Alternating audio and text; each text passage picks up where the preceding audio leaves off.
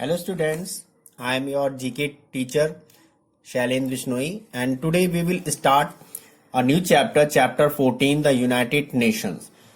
United Nation के बारे में the organization was established after World War II, यानी कि World War II के बाद ये organization establish हुआ था, ये बना था. इसका एम क्या था? इसका एम था preventing another such conflict, यानी कि शांति बनाए रखना. जो विश्व युद्ध हुआ था उससे जो नुकसान हुआ था सभी देशों को पता चल गया था कि वॉर जो है किसी देश के लिए भी अच्छा नहीं होता.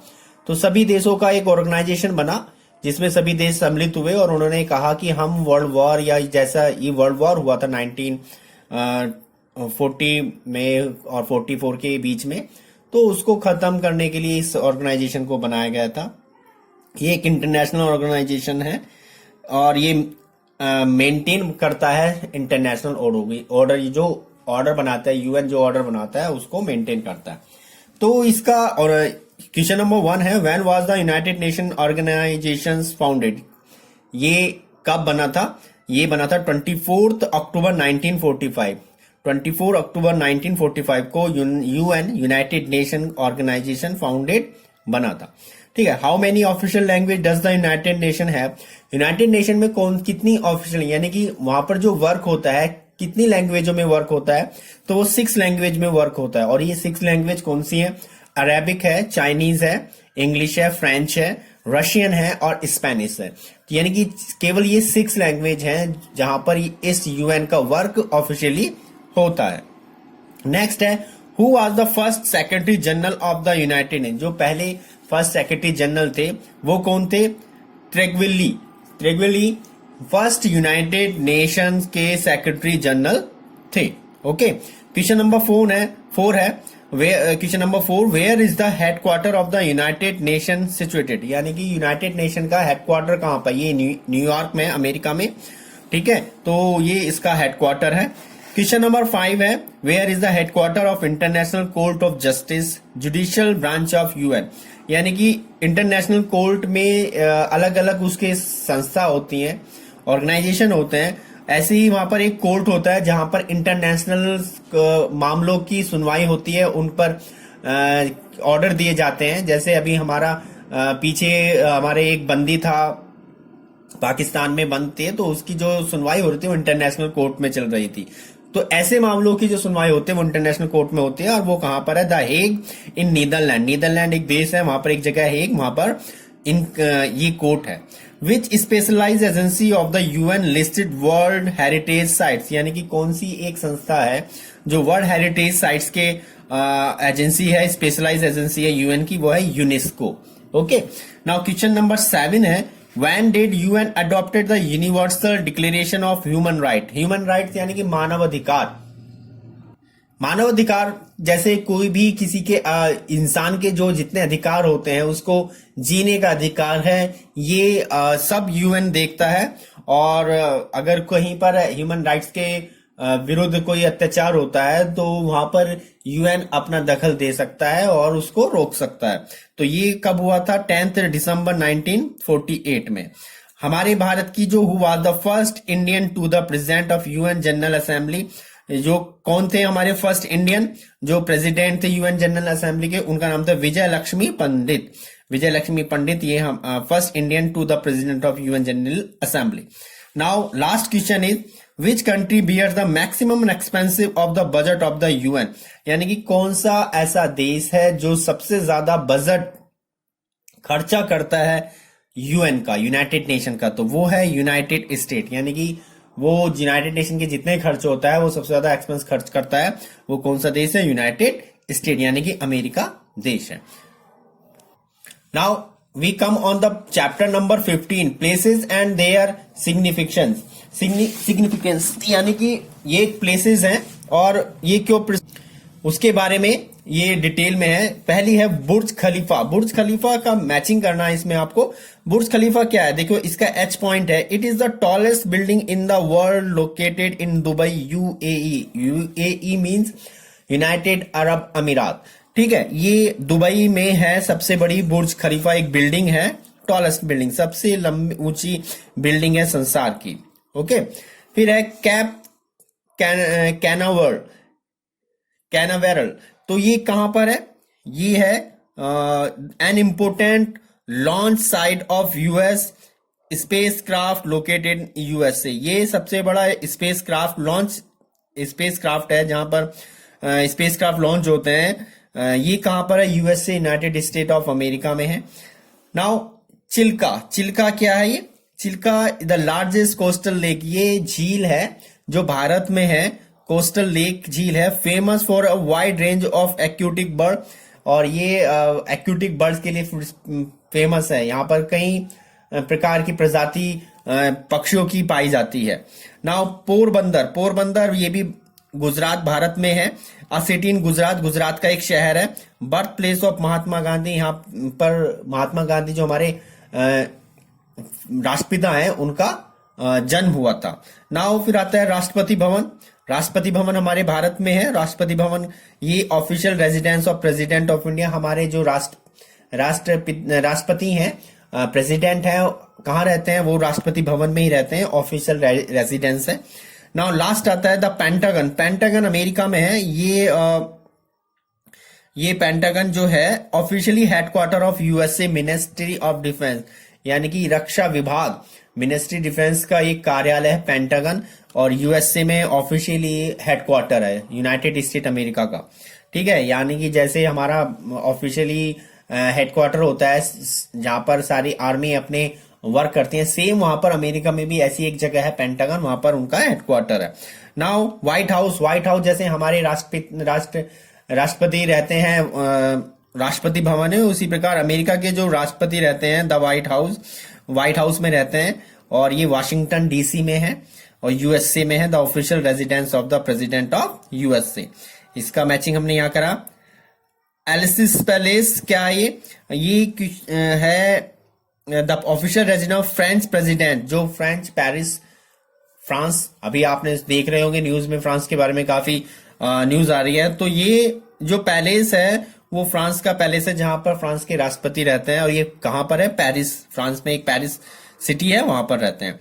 10 डाउनिंग स्ट्रीट, 10 डाउनिंग स्ट्रीट क्या है? The official resident of prime minister of United kingdom, यानी कि जो इंग्लैंड है, यूनाइटेड किंगडम है, वहां के जो प्रेसिडेंट रहते हैं, प्राइम मिनिस्टर रहते हैं, सॉरी, प्राइम मिनिस्टर का ऑफिशियली रेजिडेंस है। तो जहां पर वो रहते हैं उनके स्ट्रीट को 10 डाउनिंग स्ट्रीट कहते हैं। Now first Safdarjung road, Safdarjung road ये हमारे इंडिया में है, और ये क्यों है? ये इंदिरा गांधी का ऑफिस है at the time of her assassination, यानी कि इंदिरा गांधी का ऑफिस था जब वो थी। तो ये कहां पर है? सफदरगंज रोड दिल्ली में है।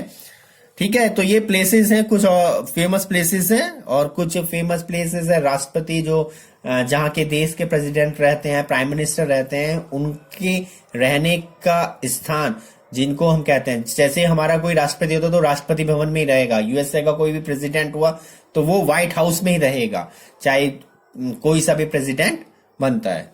तो ये हमारे चैप्टर 14 और 15 कंप्लीट हुए हैं। Now next chapter is 16।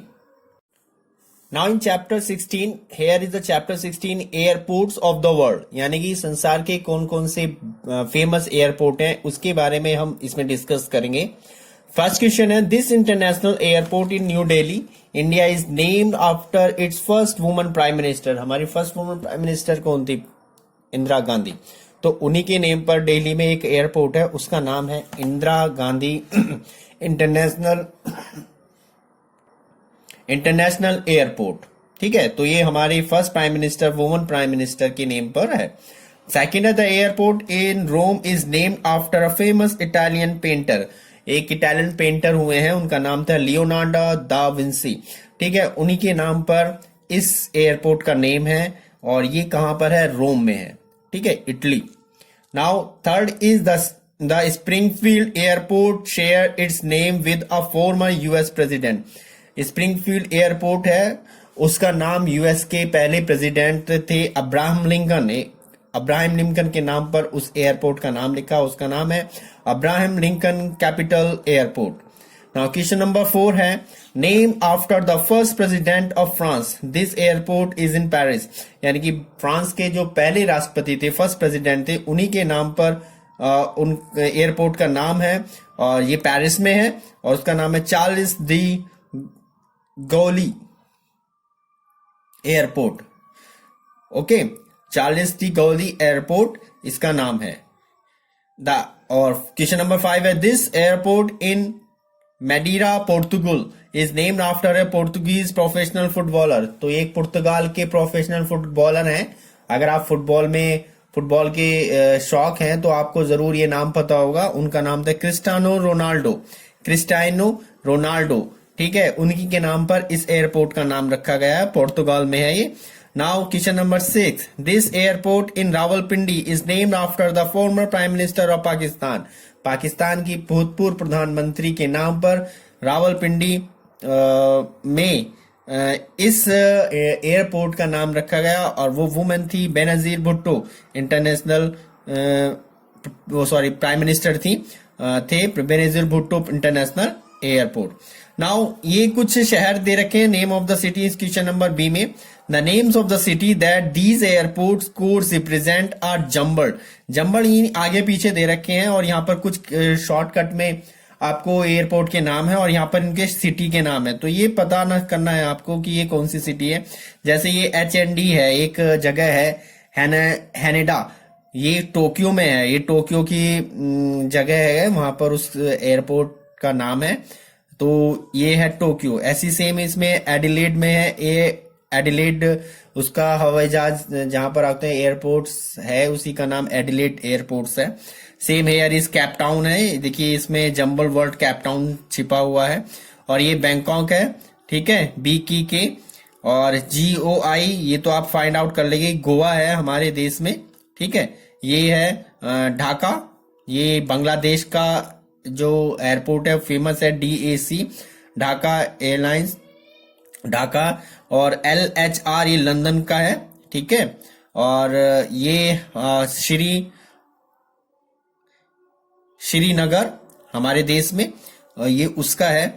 और ये है बीजिंग PEK, ठीक है, पेकिंग जिसको बोलते हैं, पेकिंग।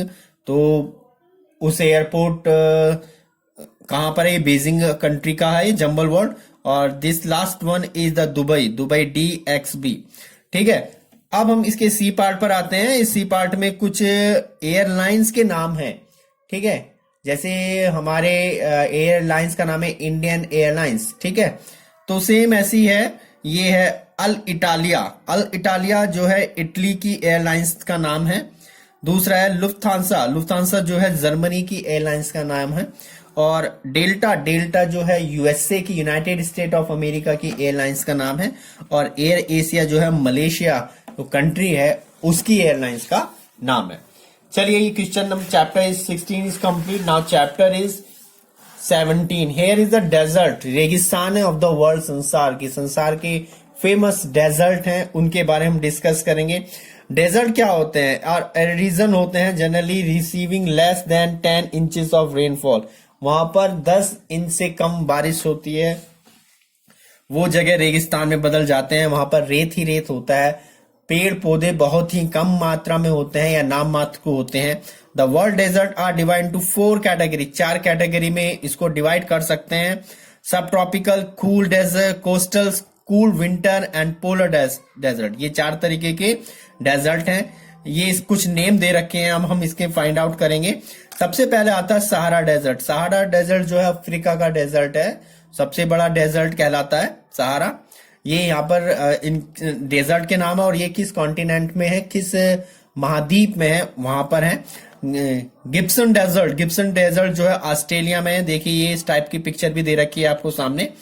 फिर आता थार जो है हमारे देश हमारा देश इंडिया और पाकिस्तान को मिलाकर बना है, ठीक है, ये एशिया में है, ठीक है। कालाहारी डेजर्ट जो है अफ्रीका में है। और great sandy desert Australia continent में है। सोनोरान डेजर्ट जो है नॉर्थ अमेरिका में है। गोबी डेजर्ट जो है एशिया में है। ये देखो कुछ डेजर्ट की पिक दे रखी हैं, ये गिब्सन डेजर्ट है, अरेबियन डेजर्ट है, तनामी डेजर्ट है, नामबिब डेजर्ट है, सोनोरान डेजर्ट है। ग्रेट विक्टोरिया डेजर्ट ऑस्ट्रेलिया में है।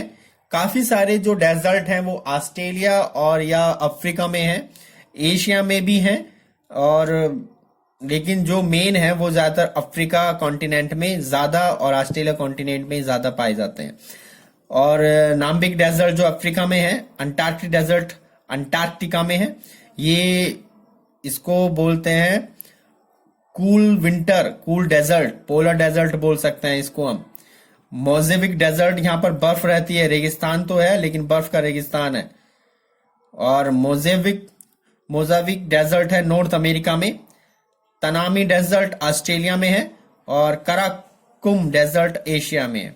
तो ये कुछ फेमस डेजर्ट हैं, आपको ये सभी को याद करने हैं। आज हमने chapter unit 2 our world complete कर दिया है। इसमें आपने desert of the world, airports of the world और places and their significance the United Nation के बारे में पढ़ा है। अब हम नेक्स्ट वीडियो में आपको नेचर, यूनिट 3 नेचर के बारे में डिस्कस करेंगे। तो आपको पहले इन चैप्टर को याद कर लेना है। ओके, होली प्लेसेस के बारे में डिस्कस करेंगे, हमारे वर्ल्ड के होली प्लेसेस कौन से हैं। So today is complete today. Okay and thank you.